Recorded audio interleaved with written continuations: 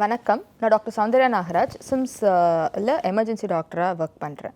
So rabies நாய்க்கடி இதை பற்றி தான் இன்றைக்கி நம்ம பார்க்க போகிறோம்.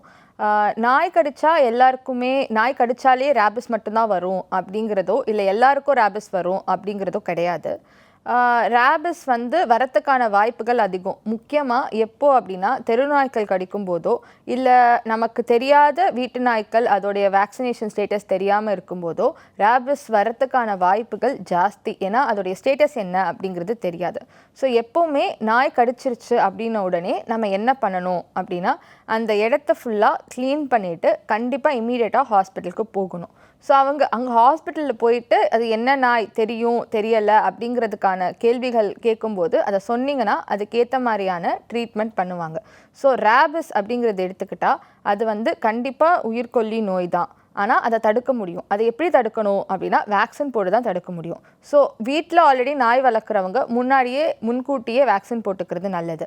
இல்லை நம்ம நாய் வளர்க்கலை தெருநாய்க்களோ ஏதோ ஒன்று கடிக்குது அப்படிங்கிற பட்சத்தில் இமீடியட்டாக போனீங்கன்னா ஃபஸ்ட்டு 15 மினிட்ஸ்க்குள்ளே போகிறது நல்லது. அப்படி 15 நிமிஷத்துக்குள்ளே நீங்கள் ஹாஸ்பிட்டல் போனதுக்கப்புறம் கடித்த அன்னைக்கே 0 டோஸ்ன்னு சொல்லுவோம். 0 டோஸ் கொடுத்துட்டு அதுக்கப்புறம் 3ஆவது நாள் 7ஆவது நாள் 14ஆவது நாள் இது நாளையும் கண்டிப்பாக நீங்கள் போய் அந்த வேக்சினை எடுத்துக்கணும். அதே போல் அந்த கடி கொஞ்சம் ஜாஸ்தியாக இருக்குது, தசை கிழிஞ்சிருக்கோ இல்லை அந்த மாதிரியான பிரச்சனைகள் இருந்ததுன்னா அங்கேயே முதலுதவி பண்ணி சூச்சரிங்கோ இல்லை தேவையான இதுவோ ட்ரீட்மெண்ட் பண்ணிவிட்டு அதுக்கப்புறம் அதை சுற்றி இன்னொரு இன்ஜெக்ஷன் கொடுப்பாங்க அந்த கடித்த இடத்துல.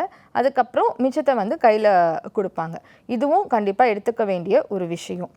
அதே போல் நம்ம வீட்டில் வளர்க்குற நாய்க்கு கண்டிப்பாக வேக்சின் போட்டுட்டு அந்த வேக்சின்கான பூஸ்டர் டோஸையும் ஃபாலோ பண்ண வேண்டியது ரொம்ப முக்கியமான விஷயம்.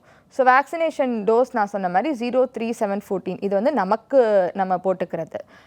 அதே போல் குழந்தைங்களுக்கோ இல்லை பெரியவங்களுக்கோ எப்போ அதிகமான பாதிப்புகள் வர வாய்ப்பு இருக்குது அப்படின்னா கைகள்லையோ கால்களையோ கடிக்கிறத தாண்டி கழுத்துலையோ கழுத்தை சுற்றி மேலே உள்ள பகுதியிலையோ கடிக்கும்போது அப்போது மூளைக்கு சீக்கிரமாக பாதிப்பு போகிறதுக்கான வாய்ப்புகள் அதிகம். ரேபிஸ் இதை தவிர வேறு என்ன நடக்கலாம்?